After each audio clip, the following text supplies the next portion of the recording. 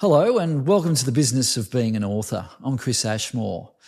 Your book and your business is nothing without the people you serve. To build a solid author business, Andrew Griffiths says, you need to build a deeply engaged author tribe. In this episode, Andrew explains how to build engagement. And there's one important caveat. It's not, he says, a numbers game. Well, Andrew, what is an author tribe and what does it mean to you? Your author tribe is your community. They're your people, realistically. So they're probably following you on some social media platform.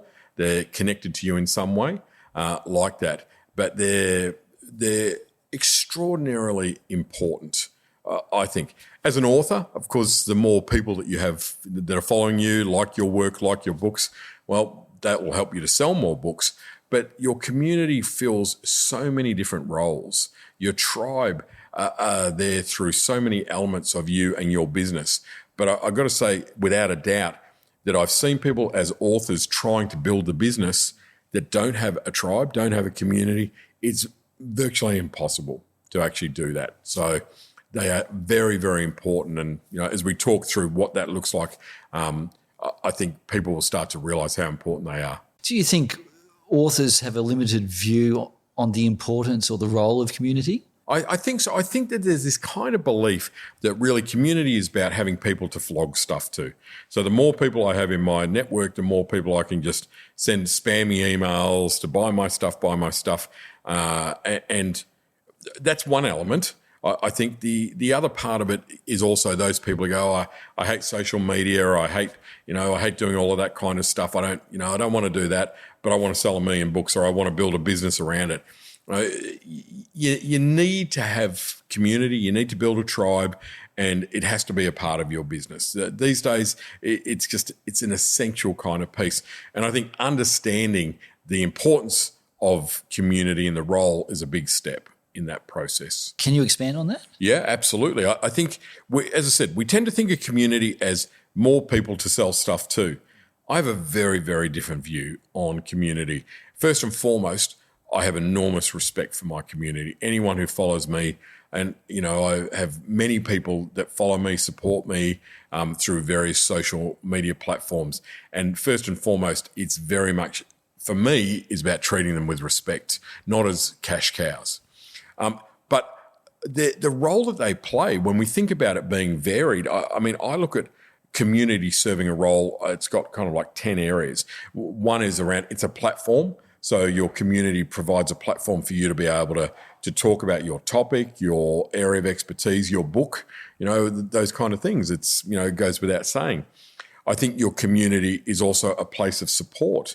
Like people talk about the negativity of social media. I don't have any negativity on my social media. People are amazing because that's kind of what I put out. But my community is very supportive of me. They give me feedback. They tell me what they like, what they don't like, and I think that's really helpful. Number 3, research. Having a community, when you've got an idea for a book, when you are trying to research a topic, when I'm developing products and things like that, the research side of things that my community offers, it's a ready-made focus group. It's extraordinary that I've got a deeply engaged community. They share what they need, what they want. It's fantastic. So that's really helpful.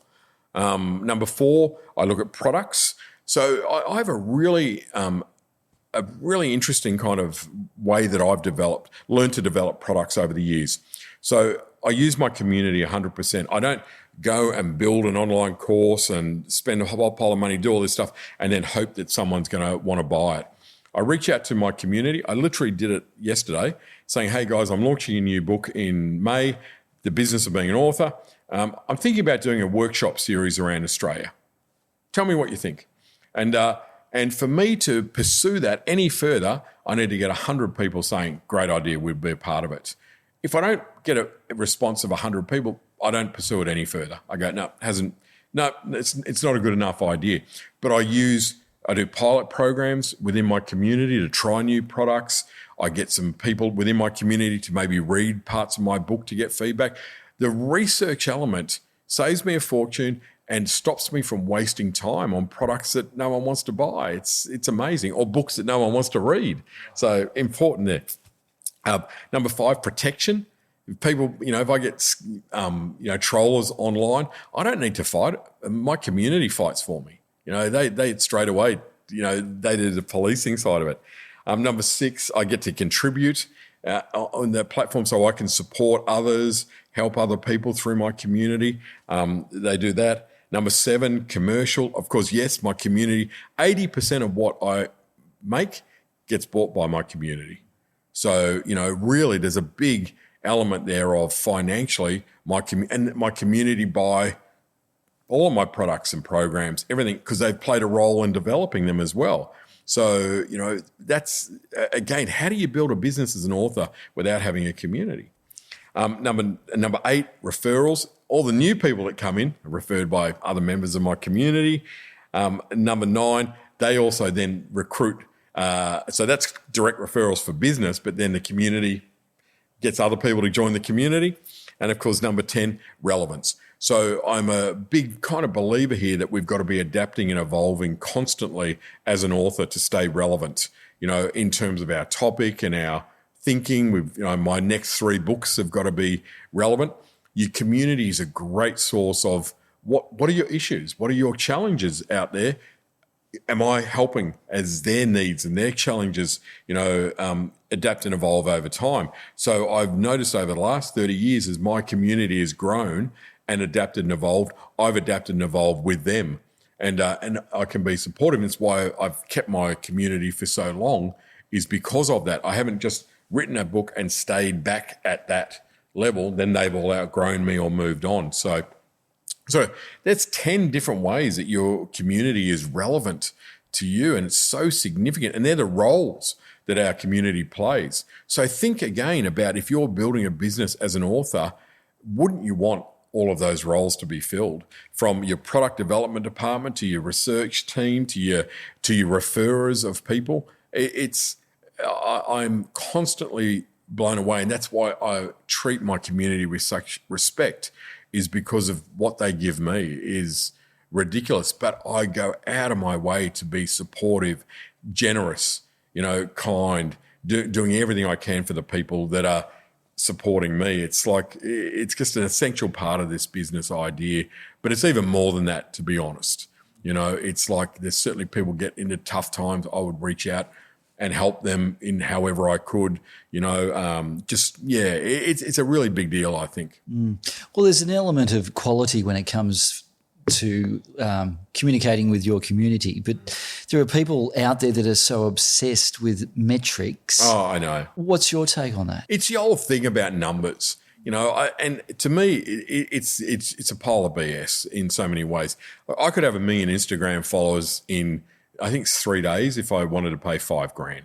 You can get that, and them ghost followers, they call them, I believe, is the term. And they're not real. They just, you check any of them, they've got three connections, and you can buy them. And I see it all the time. It's very transparent when people have got a lot of people have got a lot of followers, and you go, it's not really very kosher. To me, it is not about the numbers. It's not about the number of zeros. It's about the level of engagement. And I would much rather have 500 deeply engaged members in my community than 500,000 that are just a number, because it means nothing. So it's really about that engagement piece rather than vanity metrics of I've got 1 million followers here or whatever it is.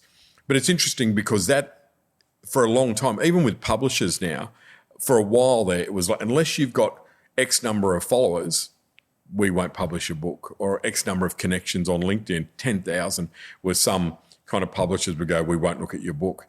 And it's like, well, it's kind of ridiculous. What you're using to measure someone's reach and influence is ridiculous. Get them to do a post about the book first and see how many people respond before you kind of judge that. So, yeah, vanity metrics, bad. Deeply engaged connections and followers, good.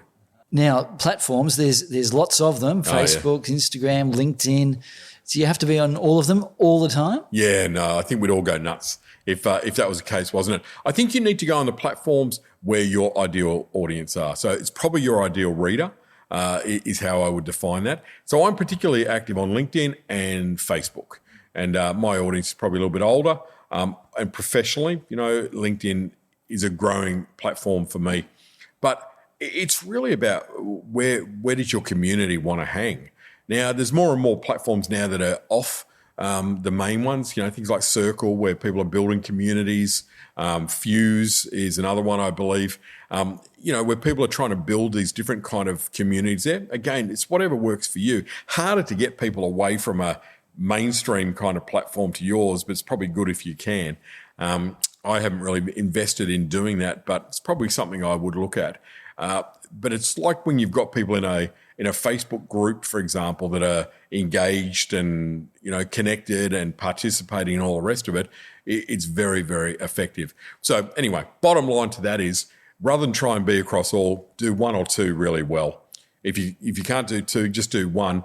And again, look at what you're bringing to the table with community in terms of the kind of content you're providing and how you're engaging with people. So be strong.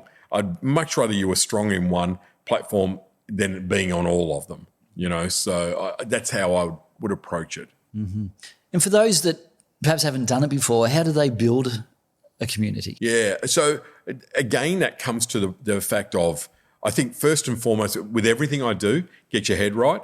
Look at your platform and how you want to connect. Know where your audience is going to be, but build a mindset of, how do I support these people? How can I help them? So before I do any post, it's really for me about how can I help them? My audience are predominantly small business owners, and it's like, okay, so I want to share stuff that is predominantly about ways to help them in their business, ways to do business better, how to overcome what the challenges are. So I have a service kind of approach to building community.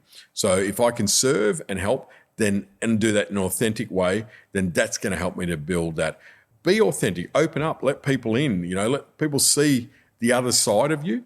It's like we were saying a while back, I think of talking about websites and things and going, well, everyone's website says we're awesome, right? That's the job of a website. The job of social media is to give a snapshot of what you do on a day-to-day basis, what you think about, how you act, how you interact, etc. So I make a point of letting my community into my life. I was fly fishing last Monday to celebrate my birthday, and it's amazing how many beautiful comments from people that just say, hey, it's awesome to see that you're doing what you love. It's a big birthday. It's all this kind of nice stuff. But, next post for me is probably a business tip for 2026 kind of thing, or whatever it might be. So, you look for ways to engage and connect. You appreciate people taking the time to share thoughts and comments. You give knowledge away. I share frameworks that I've created. I do special free access to some of my books, put it on a free download, or I turned one of my books into an audio book and made it freely available, for people. Look for ways to not just take, but most importantly to give. That's how you build a community, in my opinion. And it's your opinion's worth it. Sorry. I hope so. And happy birthday, by the way. Thank you. Well, you mentioned content there, Andrew, but what kind of content should we be creating to engage with our community? Sure. So again, I think there's a couple of different angles with this. The kind of content we want to create, as in, is it a written or video, or audio, if we look at it from that sense, is how does your audience consume content? Different people absorb content in different ways. So you need to know your audience is, comes back to. If you said your audience is your ideal reader, so there's a pretty good chance they read, right? So you can probably do written kind of stuff. But videos, etc. Younger audience maybe like more videos. You got to know a bit about that and have a bit of a plan. But the real key, and this is an absolute fundamental thing with content, is that you need to be able to create different types of content at different levels with different themes. So there's a bit of a mouthful in that.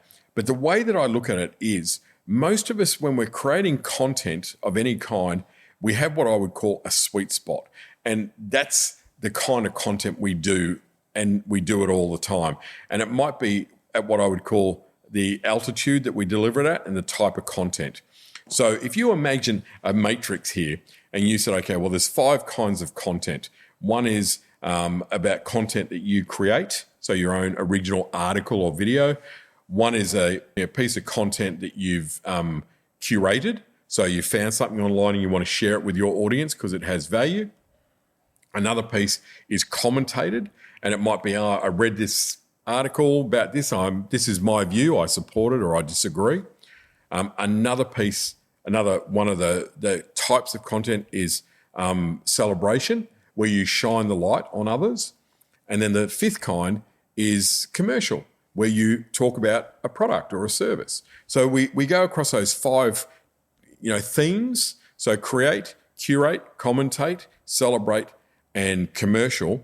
That gives us a really great grounding on different styles, right? So put that on the bottom line. And then if we go up the side and we had, there's different levels. So if we said the first level was insect eye, so it's kind of like detailed content, like really detailed. So it might be an article, 3 ways to be more productive before 9 o'clock. Then the next level is what we would call fisheye. And fisheye is being a bit broader. And that's where you might start to go, 10 ways that accountants are winning the war on work-life balance. So you've just kind of gone up a little bit and you've now made it about accountants. And you keep going up 5 levels up to like alien eye, which is now you're looking at a global perspective. So we start with micro detail and then we go up to global perspective. So imagine a matrix where we've got these 5 levels and then 5 themes, and we go, our goal is to make sure that if we were going to do a cross in where our content fitted in there, we would be right across that matrix. Does that make sense? Yeah, that makes absolutely. Great.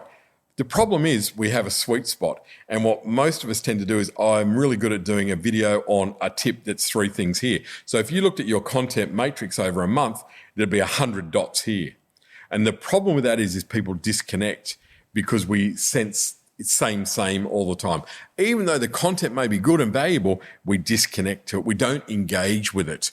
But when you go the full extent of the matrix, the audience is pulled into the content because it ticks all of these emotional buttons, the intellect buttons. It's high level, it's detailed, it's shining the light on someone, it's a commentary piece, it's a original piece. Oh, and you've got a product in there. So it creates this really engaging format for your content. And I've seen people that I've worked with that we've managed to break out of the sweet spot into the full matrix, and it's completely transformed their community. Not only recruiting, but the level of engagement changed completely with that. So it's a really kind of good tool. And I think it's not something that people are used to because we've never really had a lot of training around content in that way before. We might have training around how to do videos or how to write an article or, how to do something like that, but not the fundamentals of that. Then you can also kind of do other things where you can layer that and say, well, now apply that to different industries. So you can end up with a really kind of a complex thing. But the key to that is different types of content, not as in video, but go across the matrix, fully across the matrix. Because people do struggle with coming up with content on a continuous basis, don't they? They do. And this makes it really easy, I think, when you look at that, because you're not actually creating most of that content. Particularly the curated and the commentated pieces.